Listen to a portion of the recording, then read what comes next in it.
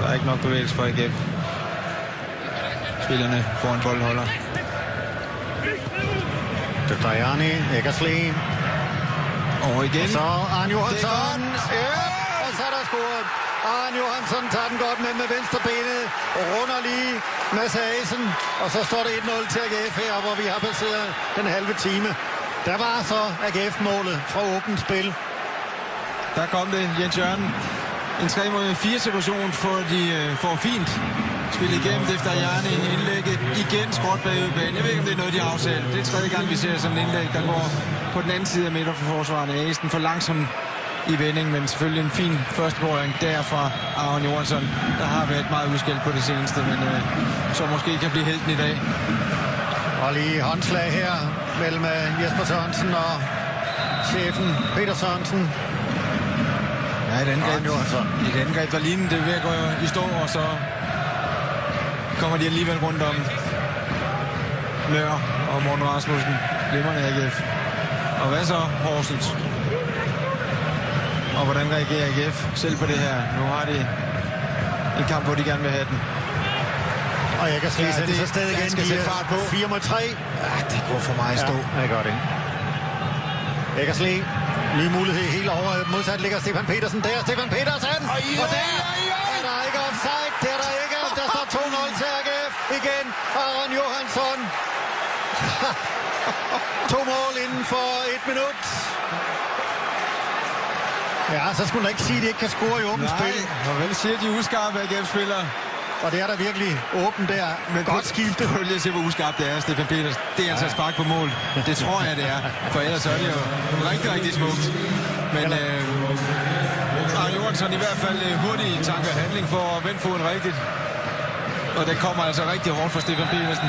Ja, det er faktisk rigtig godt reageret af islændingen, ja, fordi den kommer med fuld sinkerdus.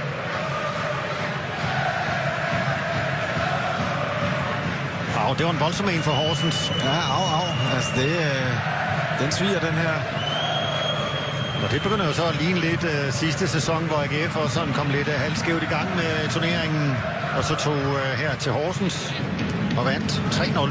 Ja, nu er der gået 12 mål ind på Horsens i 4 hjemmekampe i åbning. Det er historisk dårligt. Det var det i hvert fald før dagens kamp med de 10 scoringer i 3 åbningskampe på hjemmebane. Det er historisk dårligt for et hjemmebanehold i Superligaen. Det er der altså lagt lidt på nu. Så kan jeg bare sige, min profil, stakkels Frederik Rønnow, han bliver fuldstændig solgt af sit forsvar. Ja. Har været sagsløs på begge målene.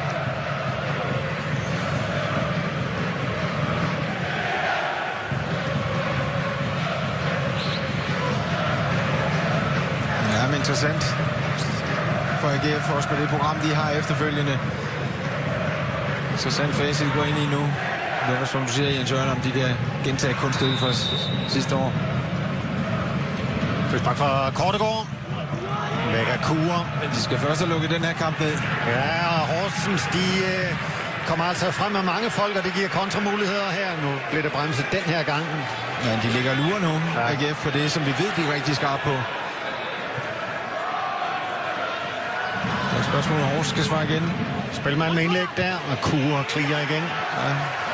Jeg tror, Horsens går efter en hurtig reducering, vil forsøge at lægge noget tryk på nu. Men se, igen er AGF en hurtig omstilling. Stefan Petersen er sendt afsted der i højre side. Stefan Petersen vil han selv. Han vil ind til Arne Johansson. Så er der jo hat-trick. Arne Johansson, og det er et vaskeægte hat-trick, det her. Det er det, når man scorer 3 mål på stribe i samme halvleg, uden der er nogen, der scorer imellem, hverken med- eller modspillere. 3-0 til AGF. Ja, men for søren, det er på 4 minutter, det her. Ja, det... Men altså, Horsens, der var lige tegn på det få sekunder inden, at de var i undertal på de her returløb. Slot lige fødderne på Stefan Petersen. Og dejlig uselvisk af Stefan Petersen. Han spiller den ind til Arne Johansson. Ja, han har fået smag for at spille ham nu.